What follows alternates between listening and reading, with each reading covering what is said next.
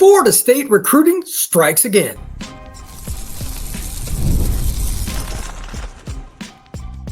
You are Locked On Seminoles, your daily podcast on the Florida State Seminoles.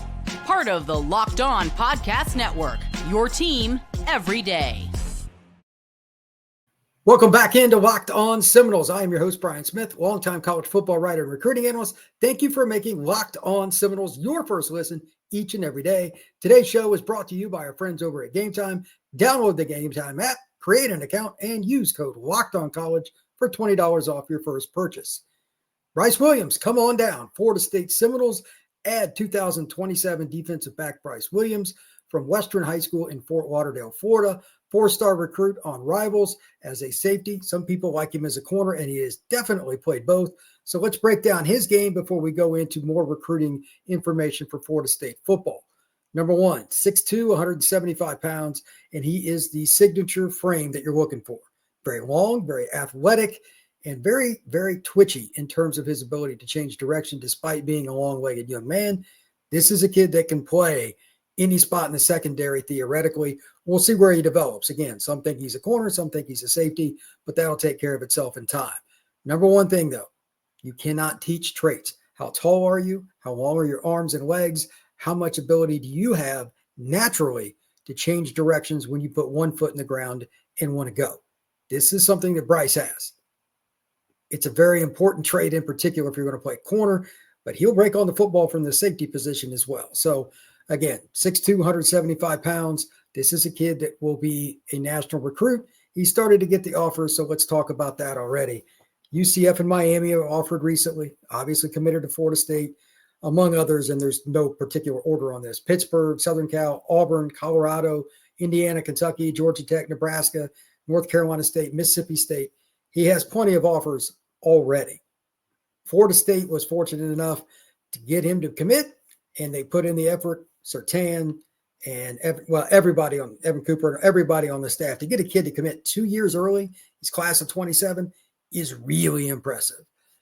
That's something that shows that for me, that Florida State's recruiting plan, something I'm going to talk about in my own plan here in a little bit, has done well enough to get kids in the class of 27. They got 2 years of high school left to go ahead and pledge. Just a few days ago, we were talking about Cornelius Purdy out of Lake Worth High School. He commits to the Noles. That's a kid that is a national recruit as well. They get him to pop. He has 2 years left. So Florida State has done a tremendous job with their early recruiting plan for 27. Something to note here that, again, I find very ironic. Even though you're coming off a 2-10 season, even though several members of the staff are new to Florida State, they're able to do this. This shows me a couple things. Number one, the relationship building has been quick and has been effective. That's obvious. And number two, this is something I think a lot of people forget, and sometimes myself as well. Florida State has a big brand. A lot of these young men that commit, they grew up Florida State fans. They have members of their family that root for the Noles. For whatever reason, just because you have a down year, everybody says, they're just going to fall off. That's not how this works. Florida State football got Bryce to commit, and it's not because they weren't a big brand. It's because they were, and they work together. You got to have both to make it happen, but the relationship building is there. As for his film, the things that I noted the most about him, the great change of direction, despite his length, is probably the first thing I noticed. And then secondarily, he really baits quarterbacks. Like he'll sit back just a little bit, and then he jumps on it before the receiver completely sits down like on a stop route or tries to find the hole in the zone. They play some cover 2, cover 3, that kind of stuff. And he'll play a little bit of man, but mostly zone at Western. And he just baited guys. Sometimes he'd go underneath. Sometimes he'd go over the top. Whatever the case may be, he made diving interceptions. He made plays on the ball up over his head. He has great hand-eye coordination. And above all else, he makes the play in general. If he's unable to intercept the pass, he doesn't just try to force it and lunge out with two hands where you don't get as much reach. He'll get a deflection off his fingertips with a one-hand reach in front of the player to secure the ball being knocked away. He's got some savvy to him. I was impressed for a kid that has only played a couple of years of high school. Bryce kind of figured it out in that regard. And I'm sure he's taking some chances here or there, and it's high school competition, but I don't care. This is South Florida. This is Broward County. Western High School plays a pretty darn good schedule, and it's an opportunity each and every week because, again, it's Broward County. Every team you go against has wide receivers that can go.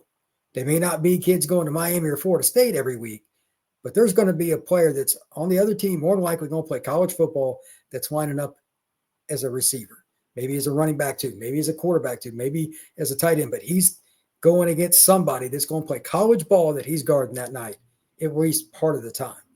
That is going to help Bryce Williams develop over the next 2 years before he even enrolls in Tallahassee for the Florida State Seminoles. That's a really good sign. I also want to talk about one other thing with this. This is their fourth commitment. They've got 4 skill guys already. Sertan is one of those guys that gets a lot of credit, and deservedly so, with recruiting. But I like this from a Bobby Bowden perspective, and I like to share anytime I have a chance to talk about Bowden. I do. Right now, I want to do that. These are the kinds of kids that he always used to find. The length and the change of direction, they would figure out the position or positions, as it may be, later. If he ends up playing corner or if he ends up playing safety or both, talk about Bryce Williams, fine. Get the player on campus, figure it out, make sure he has the best path, not only for Florida State to win, but for Bryce Williams to win long-term, make his chance go up to get to the National Football League. They've got 2 really good DB coaches, and this is a kid probably could play receiver too if he wanted to because he catches the football really well. I should have probably mentioned that during the overview of his talents. But this is, again, a guy that has all the versatility in the world. You want him at free safety, that's fine. Do you want him to play corner? That's fine. It'll take care of itself on what's best for him. Florida State needs more of these guys, and I'm just glad that they did. Next up, I'm going to talk a little bit about my overview of what I think Florida State needs in terms of a recruiting plan. This is what I was going to do for the entire podcast today, but right before I decided to record, of course, Bryce commits, and that's a nice little advantage here. But I want to talk about how you do this from an early juncture all the way through signing day. We're talking about over years, like how does this work from a college football program, major programs like Florida State, Georgia, Texas, how does it work? And I'm going to apply that from what I've learned from coaches and people in the back office all over the country and put it to how I would look at it at Florida State. That is next here on Locked On Seminoles. Stay tuned. Ever check your bank account and wonder, where did all the money go? Between dining out, online shopping, entertainment, it's easy to lose track of your money, and that's where Moderate Money comes in, your personal CFO, giving you full visibility and control over your finances. Moderate Money isn't just a budgeting app, it's a complete financial command center. You can track all your accounts, investments, and spending in one place, so you stop just managing your money and start building wealth. The best part about Moderate Money is the ability to kind of get rid of all those little extras that you use that you don't need to, that cost you money. Food delivery is probably the biggest one, but there's something for everybody. Where are you throwing away your money? Monarch Money can help you figure that out. Also, you and your partner can do the same thing and keep everything under one app so you can help your financial goals and create more wealth. Take control of your finances with Moderate Money. Use code LOCKEDONCollege at moderatemoney.com for 50% off your first year. That's moderatemoney.com, code LOCKEDONCollege for half off your first year. This show is also brought to you by our friends over at Gametime. Imagine watching your favorite team live, feeling the energy of the crowd, and witnessing unforgettable moments. There's nothing like experiencing a big game in person. Getting tickets shouldn't be stressful. That's where Gametime comes in, making it easier than ever to grab last-minute seats at unbeatable prices. Gametime Picks, when you go into the app, just click on it. It's very easy. It's a curation that makes everything easier to find for better ticket prices, shorter amount of time you spend on the app, whether it's for comedy, theater, basketball game, hockey, whatever it may be. Gametime Picks will help you do that. My favorite part of the app, that's the ability to see your seat. Just click on the ticket that you're interested in. It will show you the seat view. Also, make sure you download the Gametime app, create an account, and use code LOCKEDONCollege for $20 off your first purchase. That's LOCKEDONCollege for $20 off. Download Gametime today. Last minute tickets, lowest price guaranteed. How do you build a 2026 college football recruiting class? You start several years in advance. I'm going to give you my overview of how this works from a generic perspective, and I'm obviously not going to go into every detail because that would be hours and hours and hours, but this is an overview. We're going to talk about it from 1 to 10, give or take. Like, there's probably 50 things that you could talk about, but this is something that I've just learned over years from talking to parents, recruits, 7-on-7 coaches, trainers, people in the back office at numerous programs. I mean, even Florida State in the 90s, I learned some of that stuff. I'm talking to some of those guys. It's a process that changes every year. So again, this is an overview, but it is fun for me, and I just kind of wanted to share my thoughts on it. Number one thing, get involved early. Ironically, again, as I started off in this show, Bryce Williams commits to Florida State. He is a sophomore in high school right now, finishing up the spring semester of his sophomore year.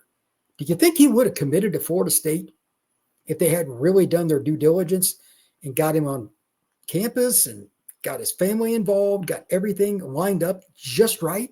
Do you think the people around him, the coaches, the 7-on-7 people, the trainers, everybody involved with Bryce would have signed off on that? You have to do your due diligence early, especially with your in-state recruits, because if out-of-state programs come in the mix and they put in more effort, you're not only going to alienate that young man and people around him, but you set a standard for the future. So I think Florida State, honestly, with some of their coaches in the last 10 years, did do a very good job of this. And I'm glad to see that Norvell staff right now is really putting their best foot forward to do that. Just want to throw that in there. But number one thing overall, you must get involved early in today's era. So like a kid like this, year and a half, 2 years ago, you have him at a camp. Like he's in 8th grade, he's going to a camp. Brochures to the school. You can't, and this stuff changes. You can't just send stuff to a kid's house right out of the gate. There's times you can do stuff and when you can't, whether it's calling, texting, all that stuff. Most of it doesn't start to a kid's junior year, but recruiting just starts way earlier than that because of 7-on-7, because of trainers, guys taking kids around all these campuses all over the place, and they just introduce them to people. So when a kid does come on campus, like Bryce, when he came with a 7-on-7 team or his family, whatever it is, it's not easy because there's so many faces to remember. When a coach shakes a young man's hand to help build that relationship from point A to point B and all the way through, the sister, the grandmother, everybody that's there, you got to do everything you can to remember faces, boom, and know who they are. That is hard. That's one of the things I would probably struggle with. I'm not the greatest with names anyway, but that's the best coaches do that. So the next time they see him, even if he's in a whole group of kids that are similar size, you can say, hey, Bryce, hey, over here, man, what's going on? How you been? And then mention his mother's name or mention his coach's name, mention the game that they played in.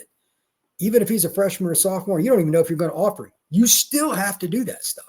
If you do not get involved early and that kid does not feel like a priority, forget signing at any point. For first thing, you're sure as heck not going to get him to commit early. Florida State has done some of this stuff in some capacity, and maybe several guys on the staff, or there's no way he would have committed. And that's a theme that you can use across the board.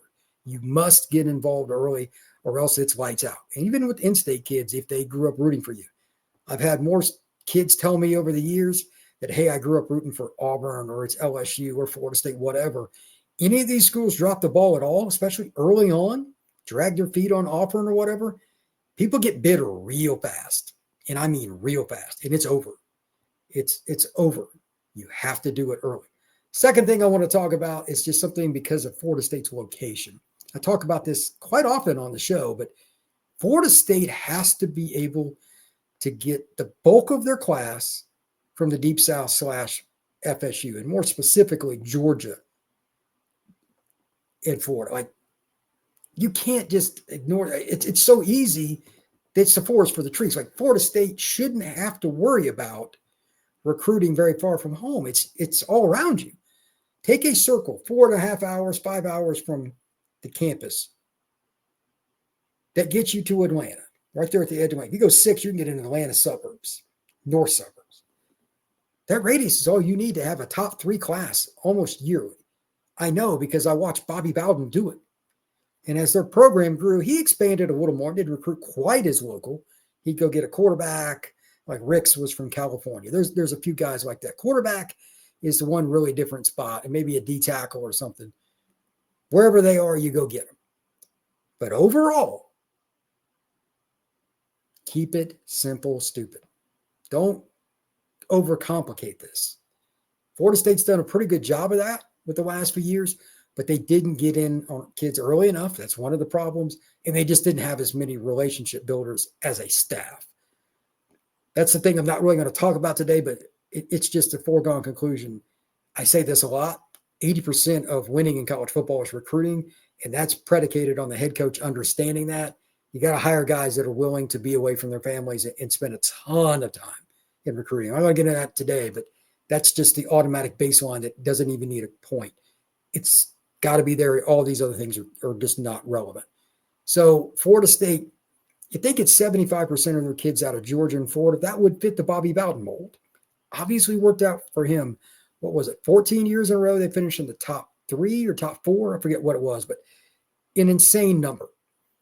They got South Georgia kids, Central Georgia kids, Lake City, like they killed it on I-10 from Jacksonville to Mobile, that I-10 stretch that I talk about a lot. The Tallahassee kids didn't leave very often. Every now and then they'd lose one, but it was pretty rare.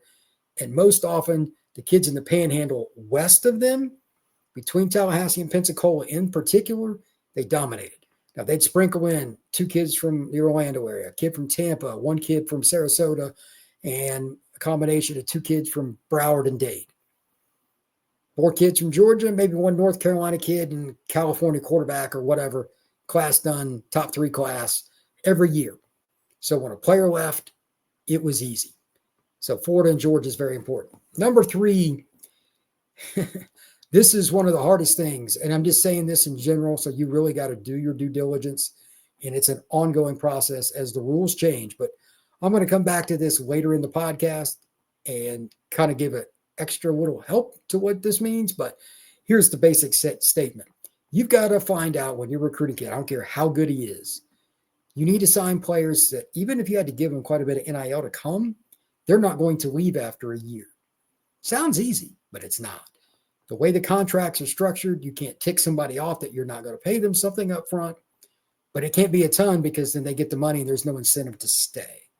If you're spending a bunch of money, then they leave after a year or so. All that time with development and who you could have recruited instead is out the window. Florida State hasn't had this problem as much as some other schools. And I'm not going to pick on anybody here, but there's been a few schools that have just gotten absolutely torched. You have to be careful about it in today's world. And right now, as Florida State tries to rebuild through their high school ranks, you could argue that it's quite possible somebody's going to say, I'm not coming there. You guys are 2-10 last year. Unless I get a whole bunch extra up front or blah, blah. That guy's got to walk. Even if he's an elite kid, he's got to walk. You cannot take that kid. It'll screw up your locker room and the chances of him getting bought off your roster, and everybody's poaching. I don't care who it is in some way, shape, or form, and I'm sure Florida State's part of this too. Everybody is poaching off other rosters right now. That's a whole other thing I'm going to talk about in a couple of weeks when the portal officially opens, but it's a disaster. So that's one of the reasons I'm talking about this. And again, I'll get back to it a little bit more later in the show, but you have to take kids that it's not just the money that they're coming to Florida State, not just the development. It's everything together, and it's going to work to win now. You're going to get better. You're going to get a chance to go to the NFL, all that stuff. We're going to give you some money, but you got to help us understand that you want to be here by not saying, I just want upfront money. Those kids, they got to go. That's as simple as it gets. Number 4, development. If you're recruiting a kid, I know I wouldn't want him, if he did not bring it up to me, like you're going to sell your own program that we're going to develop you. But if he does not bring it up to me that a key factor right out of the gate is development, both on and off the field for that matter, then I don't want him in my program. Florida State under Bowden was as good as it could possibly be with taking raw football players, sometimes just basic track athletes that played football a little bit, but they weren't in any way, shape, or form just committed to football in high school. They'd play baseball in the spring, run track, play football in the fall, and they decided on football late, like their senior year. They go to Florida State. It may take a year or two, but they develop kids. Are you grabbing guys that understand I'm not necessarily going to play right away? They're realistic with their expectations, but they're measurables. I talked about the traits earlier when I was talking about Bryce Williams. He's absolutely what you're looking for. 6'2", 175 pounds that can run and change direction all day. That is a Bobby Bowden style of recruit. Are the kids cool with the idea, I'm going to get developed, but I'm not necessarily going to play right away? This is my big beef with Florida high school football players. Too many of them have an elitist attitude about who they are. Kid that's barely a 3-star thinks he's coming in and going to play right away at Miami or UCF, Florida State, Florida, whatever. It's not realistic. It's hard no matter who you are as a freshman. Sometimes these kids don't. Florida kids are often very, very confident. You got to be realistic. Again, just like the kid that wants too much upfront money, got to walk. Can't have that. That's something that I think Florida State has gotten better with, especially after the disaster this past year with the portal guys. Like kids, just because they're ranked high and you think they're going to hit because they have talent, it's the work ethic, it's what they talk about, and it's the ability to adapt. Are they talking about development, all that? If not, they got to go. When we come back, we're going to talk about probably the most important position for Florida State to recruit and why it is the baseline of the program. That is next on Locked On Seminoles.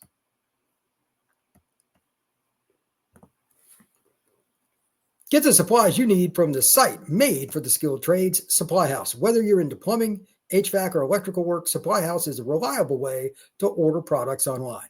Their easy-to-use website is packed with helpful resources and the latest product info to help you get the job done right.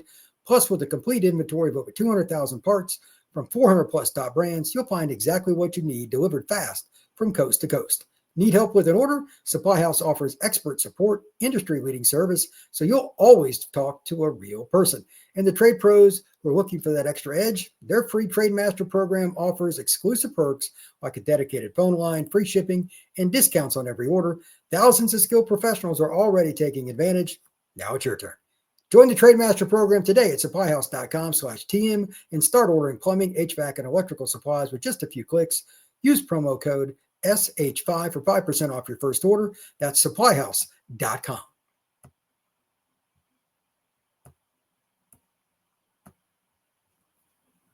Offensive line recruiting for Florida State has been a disaster over the last 5 years because it's been such a roller coaster. Too many projects, not enough really good players, and kids that just didn't develop. That has changed.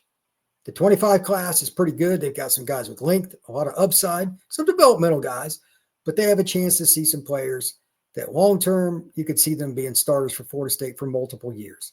It was the starting point of where Florida State needs to be. Conservatively, they need 2 more years that the recruiting's as good, if probably not better than this past class, just to get to par.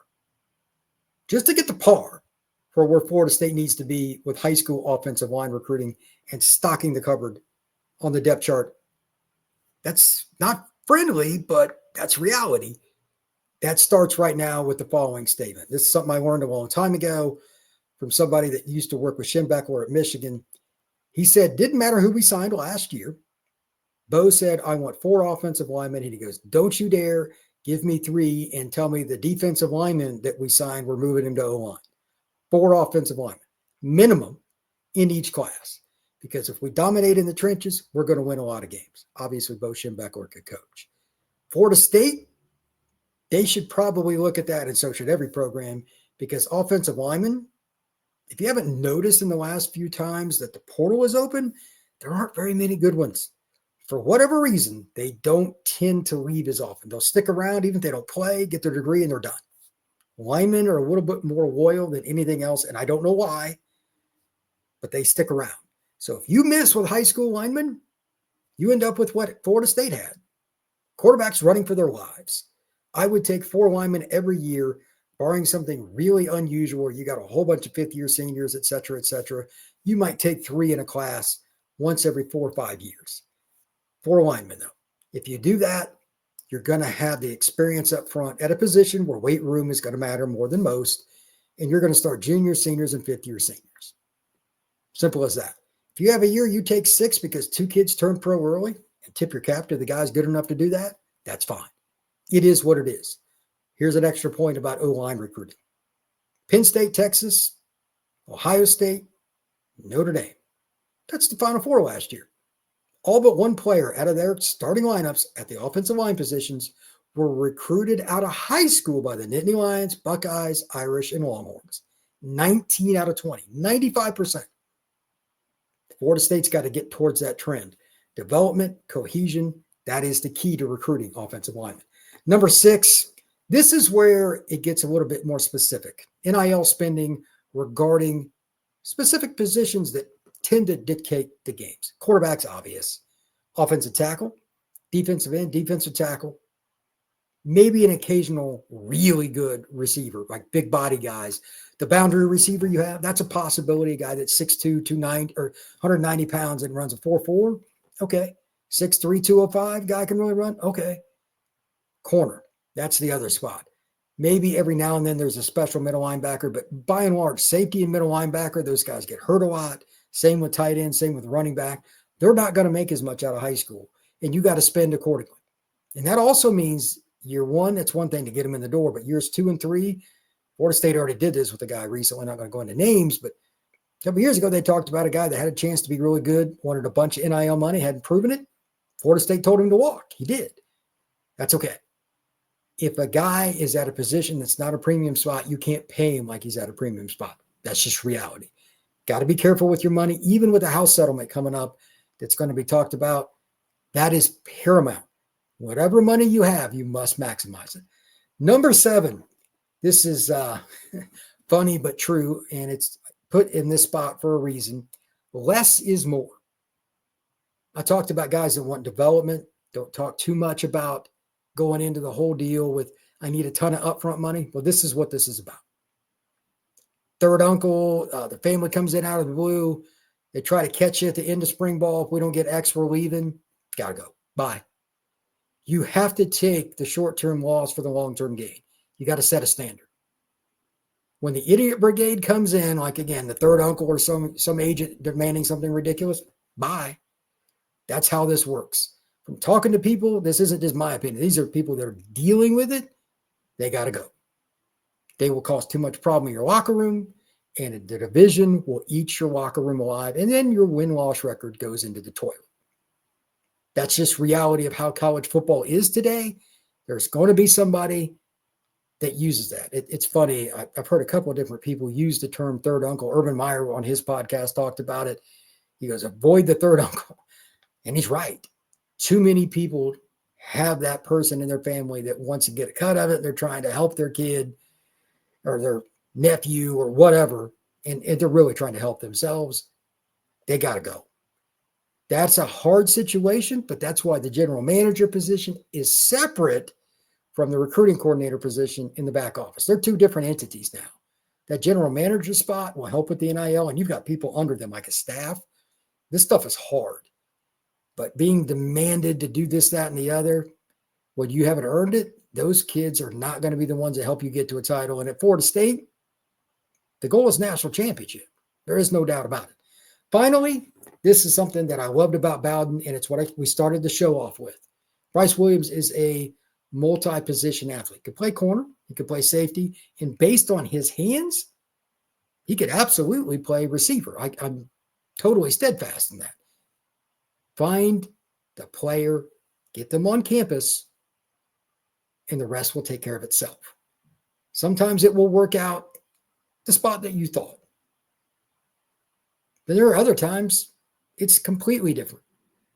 It's not uncommon for a strong safety to end up starting at that spot, going to the rover, that hybrid spot over, well, whatever you want, star position in Nick Saban's defense, the overhang spot. Then they move to Will. And as a fifth-year senior, they've gotten big enough they can play Mike. They've played like 4 spots. Football players will find their niche, kind of like water finds its level. Florida State was awesome with taking a really good DB, maybe ends up at receiver. Finding a running back, he ends up moving to wide receiver. Whatever. Lavernius Coles was a guy like that. He played running back in high school, was a good receiver at Florida State. There are tons of players like that in Florida in particular. Go and find them, recruit them the way you see fit, but you have to be honest. Hey, you're so versatile. We may use you as a kick returner. We may use you in the slot. We may try you out somewhere else. And if the kid is just steadfast, I'm only going to do one thing. Generally speaking, I would avoid those kids. I'll take the developmental guy that wants to be at Florida State and do it the right way and get to where you need to go. Again, you look at the teams that made it as far as they did this past year in the playoff, even Boise State, Arizona State, for the most part, these programs are not getting elite players. Ohio State, Texas was kind of the exception. Notre Dame's borderline that. Penn State's borderline that, but they're not getting top 5 classes. You have to get kids that want to be in your program. Take the versatile player that understands it. You will benefit long-term. I guarantee it. I watched Bobby Bowden do it for years and years and years, and that's where Florida State football was born.